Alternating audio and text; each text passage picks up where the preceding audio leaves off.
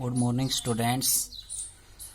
Now we continue application of the Gauss theorem to electric field intensity non-conducting solid sphere. Last we have discussed about the electric field intensity hollow conducting sphere. तो hollow conducting sphere के अंदर हमने electric field intensity की value निकाली Gauss theorem apply करके. अब हम non conducting solid sphere, non conducting solid sphere का मतलब ये है कि सॉलिड है स्पीयर. अब की बार वो होलो था तो इसमें अंदर चार्ज प्रेजेंट है. बाकी दोनों case when the P point lies outside the shell on the surface of the shell, ये दोनों केस सेम रहेंगे. तो दोनों केस सेम रहेंगे तो इलेक्ट्रिक फील्ड इंटेंसिटी की वैल्यू यहाँ पे क्या रहेगी, सेम. तो सबसे पहले हमने वो डायग्राम बना लिया. Let us consider a sphere S and on let us consider a another sphere around the sphere S. तो S1 हमने एक अनदर स्पीयर मान लिया.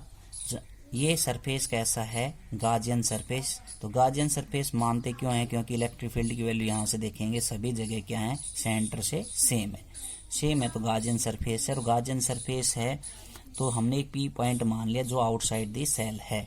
और यहाँ स्मॉल सरफेस एरिया ds, जो एरिया वेक्टर की डायरेक्शन नॉर्मल आउटवर्ड और इलेक्ट्रिक फील्ड की डायरेक्शन प्लस क्यू चार्ज की वजह से ये परपेंडिकुलरली है, ठीक सरफेस के ऊपर और आउटवर्ड है. तो यहाँ से पहला point when P lies outside the sphere, P point outside the sphere lies करें तो इलेक्ट्रिक फील्ड इंटेंसिटी की वैल्यू हमारी क्या आई थी पिछले केस में 1/4 pi epsilon not into Q into में आर स्क्वायर. ये पहला केस के अंदर इलेक्ट्रिक फील्ड इंटेंसिटी की वैल्यू आई थी गाउस थ्योरम अप्लाई करके.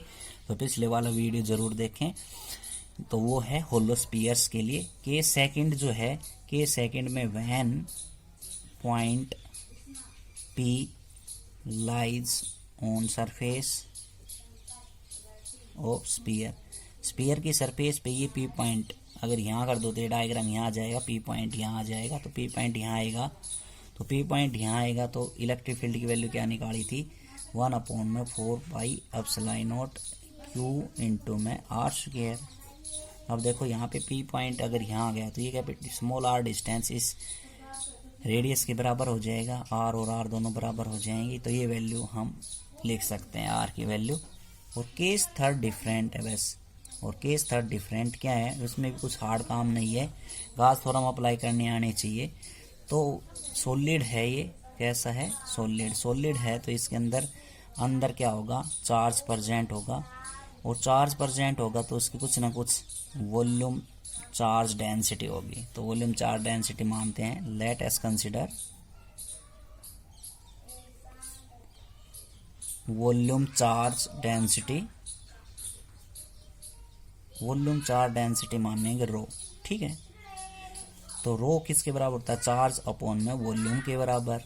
तो रो चार्ज अपॉन में वॉल्यूम का मतलब 4/3 पाई आर क्यूब. ये किसका वॉल्यूम है, स्पीयर का वॉल्यूम है. तो चार्ज निकालूंगा कितना आ जाएगा, रो इंटू में 4/3 pi r cube. Equation first, charge की जगह हमने ये इक्वेशन यूज करनी है गाउस थ्योरम के अंदर. तो चार्ज निकाल लिया, ये बात मैंने बताई थी. अगर चार्ज कैलकुलेट करना आ गया और एरिया तो आसानी से गाउस थ्योरम अप्लाई करके हम एप्लीकेशन कैलकुलेट कर सकते हैं. तो अकॉर्डिंग टू गाउस थ्योरम, तो गाउस थ्योरम अप्लाई करेंगे तो कितना आएगा, EdS equal to q upon में एप्सिलॉन नॉट, ठीक.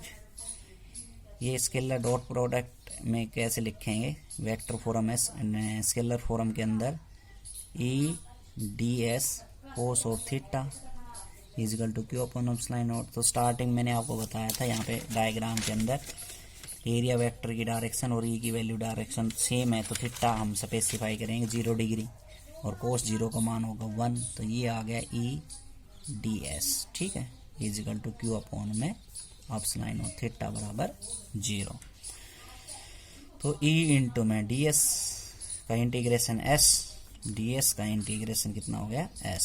और S क्या है, सरफेस एरिया किसका, स्पीयर का. तो 4 pi r square Q upon में एप्सिलॉन नॉट, ठीक. चार्ज की वैल्यू रख दो इक्वेशन फर्स्ट से तो कितनी आ जाएगी, 4/3 पाई आर क्यूब इंटू में रो और अपॉन में एप्सिलॉन नॉट.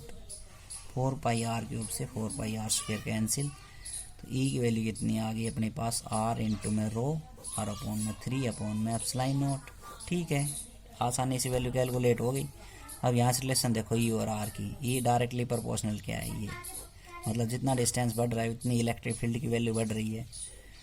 अगर सेंटर की बात करें, हम किसकी बात करें, सेंटर की, तो सेंटर के ऊपर आर की वैल्यू 0 रहेगी। आर की वैल्यू कैसे 0 रहेगी, देखो यहाँ से अगर ये पी पॉइंट इनसाइड दी हम यहाँ पे लेके आ जाएं, पी पॉइंट थर्ड केस के अंदर, थर्ड केस हमने क्या लिया, व्हेन पॉइंट पी